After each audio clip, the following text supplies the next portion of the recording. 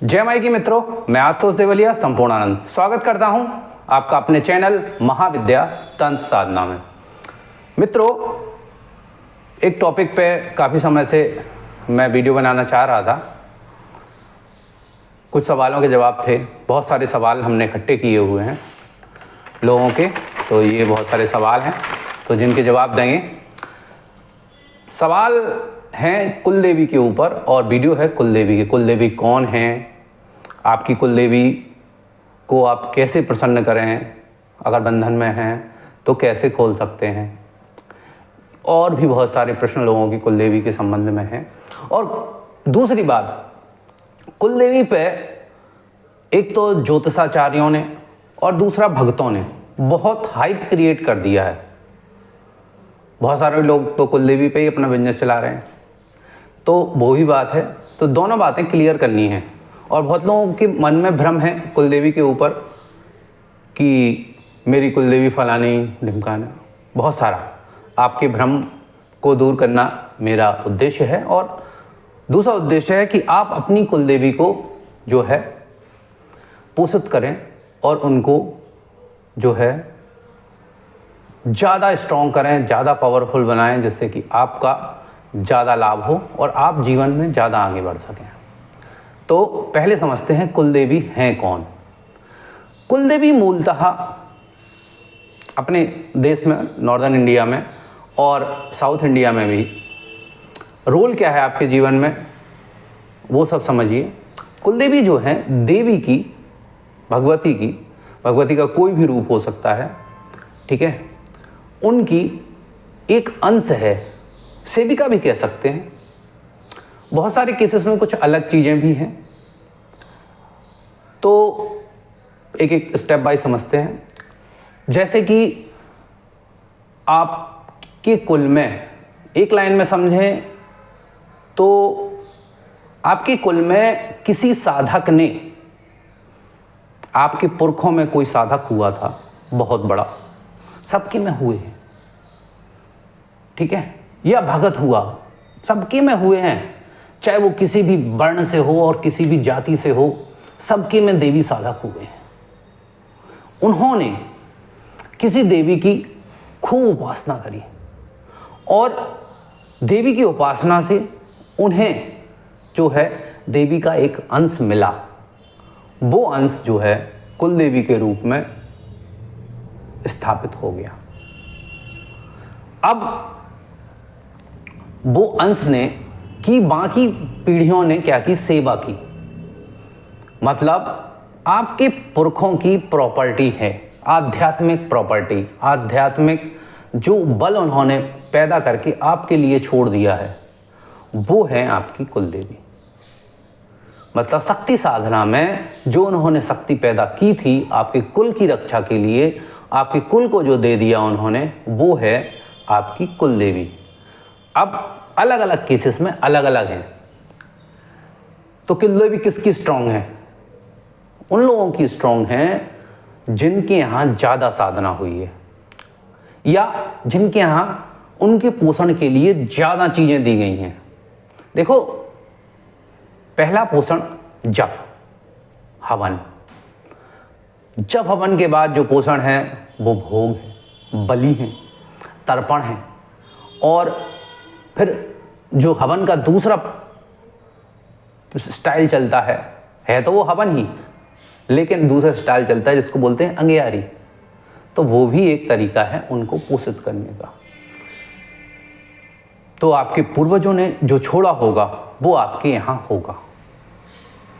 अब होता ये है कि बहुत लोग ये समझते हैं कि हमारी कुल देवी भगवती हैं, क्योंकि उनकी कुल देवी स्ट्रांग है और चूंकि उनसे आगे वो कभी गए नहीं, अपने पुरखों की साधना से आगे गए नहीं, तो उन्हें वो कुल देवी भगवती ही लगेंगी। वास्तविकता भी यही है, वो हैं भी भगवती, क्योंकि अंश तो वही है। लेकिन वो अंश कितना बड़ा है ये इस बात पे निर्भर करता है कि आपके यहाँ साधना कितनी हो रही है। अगर पीढ़ी दर पीढ़ी लोगों के यहाँ साधक पैदा हुए देवी के ही, तो उनकी कुल देवी बहुत स्ट्रांग होंगी। या कोई एक ऐसी प्रक्रिया बना गए थे उनके पूर्वज डीलिंग में, वचन में, आप डीलिंग कह लो चाहे वचन कह लो चाहे जो कुछ कह लो, उस वचन में वो जैसी प्रक्रिया बनाए गए थे उस प्रक्रिया का पालन उनकी पीढ़ियां करती चली जा रही हैं, तो कुलदेवी बहुत स्ट्रांग होंगी। तो राजा लोगों की कुलदेवी, जो राज परिवार हैं उनकी कुलदेवी स्ट्रांग हैं, आज भी हैं, और राज परिवार में कुलदेवी हैं बहुत स्ट्रांग है। दूसरा, वो लोग जिनके यहाँ देवी साधना निरंतर हो रही है, जैसे बिहार में, बंगाल में या बहुत और भी जगह, उनकी कुलदेवियाँ भी बहुत स्ट्रांग हैं, बहुत बड़ा अंश उनके पास भगवती का है। दूसरा, भक्तों की कुलदेवी जिनके यहाँ भक्ताई हो रही है, दरबार चलते हैं, उनकी कुलदेवियाँ भी काफ़ी स्ट्रांग हैं। अब भगवती का अंश तो है लेकिन भगवती स्वयं नहीं है। आप सोचें कि हमारी कुलदेवी शमशान काली हैं या महाकाली हैं या चंडिका हैं, तो वो स्वयं हमारी कुलदेवी हैं तो नहीं, ये आपका भ्रम है। क्योंकि अगर वो होती स्वयं तो बंधन नहीं होते, क्योंकि आपने बंधन का ये सोच लिया कि फलानी की आन दे दी और आपकी कुलदेवी बंधन में हो जाएंगी। ऐसा नहीं होता है, वास्तविकता कुछ और है। बड़ी शक्ति आई, उसने अपना बल लगाया और भोग दिया, क्योंकि आप भोग नहीं दे रहे थे, उनका पूजन किया, आप नहीं कर रहे थे, तो बंधन हो जाता है। आप पूजन करिए, प्रॉपर भोग चलाते रहिए, तो बंधन की संभावना कम होगी। तो आप समझ गए होंगे कुलदेवी क्या है। कुछ लोगों की कुलदेवियाँ जो है किसी शक्तिपीठ गए, वहाँ से कुलदेवी को लेके आए, एक अंश स्वरूप वहाँ के किसी विद्वान पंडे ने, ब्राह्मण ने, साधक ने आपके पुरखों को दे दी, तो वो आ गई, वो भी कुलदेवियाँ हैं। कुछ लोगों के कुल में सती हुई महिलाएं, उनका सत इतना था, बाद में वो पूजित हो गई, गांव में भी पूजित हो गई, घरों में भी पूजित हो गई, तो वो भी उनकी सती रूप में भी कुलदेवियाँ हैं। कुछ लोगों की कुलदेवियाँ, आदिवासियों की कुलदेवियाँ भी आ गई, आदिवासी भी अच्छे से पूजते थे, ठीक है। तो उनकी कुलदेवियों में ऐसा सिस्टम चलता है कि आपने अगर उनका भोग खा लिया तो आपको पूजना होगा, तो ऐसे भी आ गई, तो ऐसे भी पूजित होती हैं। कई लोग के बच्चे नहीं होते थे, फलानी देवी क्या है, हम आपको कुलदेवी के रूप में पूजेंगे, पीछे वाली छूट गई थी क्योंकि पता ही नहीं था,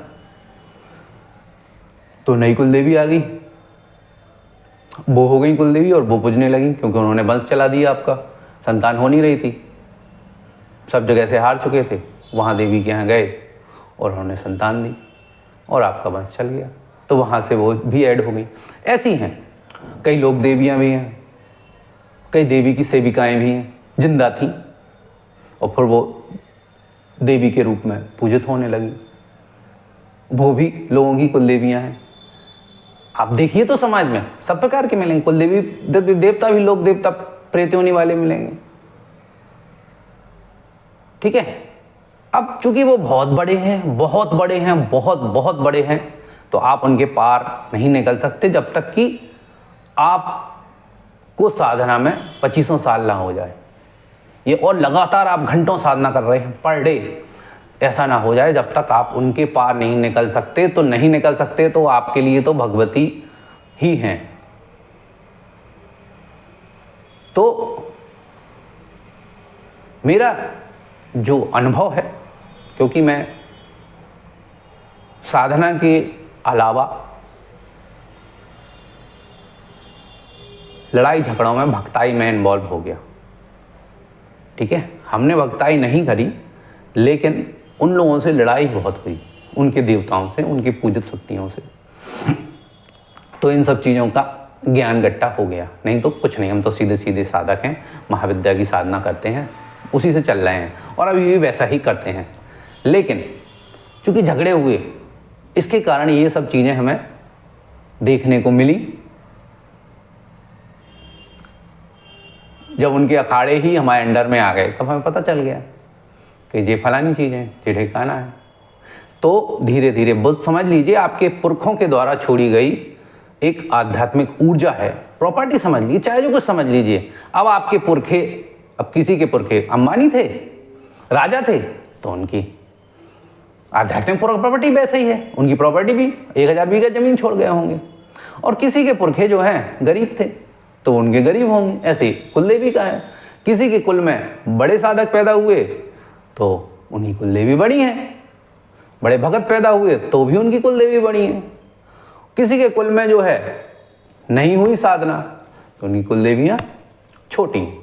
यही है मुख्यतः जो नॉर्दर्न इंडिया में कुलदेवियाँ हैं, वो या तो काली जी की, अब काली का कोई भी रूप हो सकता है, चाहे वो शमशान काल का हो और चाहे वो दक्षिण काल का हो, उनके ही रूप हैं। दूसरा चंडिका के रूप हैं। बहुत सारी लोगों के यहाँ चंडिका के रूप में कुलदेवियाँ हैं, चंडिका के अंश हैं। बहुत कम लोगों के यहाँ महाविद्याओं के अंश कुलदेवी के रूप में है। जैसे किसी की कोई शक्तिपीठ महाविद्या का है, वहाँ से कोई लोग अटैच हुए तो वहाँ की कुलदेवियाँ उनकी बाला त्रिपुर सुंदरी हो गई। किसी की कुलदेवी और कोई शारदा मैया हो गई, तो वो शक्तिपीठ से उनके अटैचमेंट के कारण ऐसा हुआ, क्योंकि वहाँ के पूर्वज शक्तिपीठ से लेके आए थे। नगरकोट वाली तो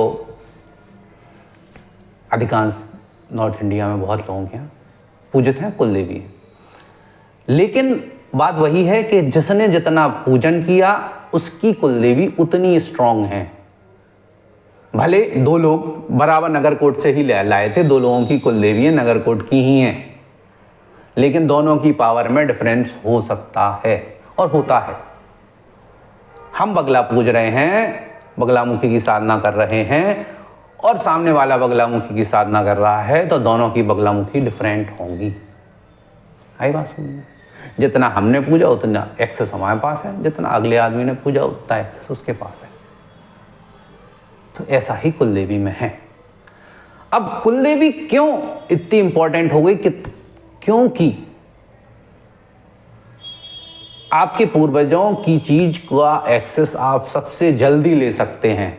सबसे जल्दी कुलदेवी जो है आपको मदद करती हैं, सबसे जल्दी वो प्रसन्न होती हैं। आपकी साधना में सबसे ज़्यादा योगदान उन्हीं का होता है शुरुआती चरण में। बाद के चरणों में चूंकि वो सहयोगी हो जाती हैं और उनका अपडेशन भी हो जाता है। उनका अपडेशन बोले तो उनकी ऊर्जा बढ़ती चली जाती है, क्योंकि आप साधना कर रहे हैं। सभी चाहते हैं, आपके पुरखे भी चाहते हैं आप साधना करो। आपके रिश्तेदारों तक को पता चल जाता है, जो भी सूक्ष्म लोक में हैं, ठीक है, चाहे किसी भी योनि में हो, उन सबको पता चल जाता है कि एक बंदा है हमारे रिश्तेदारी में जो साधना कर रहा है। वो आपके पास अट्रैक्ट होते हैं। तो ऐसा ही कुलदेवी हैं जो आपकी सबसे पहले सहायता करती हैं। इसीलिए पहले तो हम ये बात नहीं जानते थे, ना हम मानते थे। धीरे धीरे अनुभव में आया कि कुलदेवी फटाक से आदमी की हेल्प करती हैं। फटाक जैसे ही उनको पोषण मिलना शुरू होता है और 6 महीने में ही वो आके खड़ी हो जाती हैं। भले नाम बताएं, नाम बताना इम्पोर्टेंट नहीं है। भले वो आपको स्थान ना बताएं, भले वो आपको कुछ भी ना बताएं, लेकिन जैसे ही आप देवी साधना में जुड़ते हैं, कुलदेवी का स्ट्रांग होना शुरू हो जाता है। इसीलिए हम जब दीपदान करवाते हैं तो कुलदेवी का करवाते हैं। उसका कारण यही है कि कुलदेवी सबसे पहले आपकी सहायता करती हैं और बहुत जल्दी सहायता करती हैं। उतनी ही सहायता मिलेगी जितना उनका पावर है। बात को समझ लीजिए। आप तंत्र को वैसा समझते हैं कि हम 2 लगाएंगे और हमें 20 मिल जाएं, 100 मिल जाएं। कुछ लोग तो सोचते हैं हमने तो 2 लगा दिए और हमें लाखों का बेनिफिट हो जाएगा। ऐसा नहीं होता है। आप जितना करेंगे उतना ही वहां से मिलेगा। इक्वल और अपोजिट रिस्पॉन्स होता है। आप जितना जप करेंगे उतना ही आपको बेनिफिट होगा। जितना आप भोग बलि करेंगे उतना ही बेनिफिट होगा, ना कि आप 1 लगाएंगे और 10 मिलेगा, ये कोई लॉटरी सिस्टम नहीं है, ना कोई कहीं कोई चमत्कार है। चमत्कार दिखाने वाला अपनी ऊर्जा में से आपको कुछ देगा, बस, और कुछ नहीं है। तो आपको चमत्कार लगेगा, आप उसके गुण गाएंगे।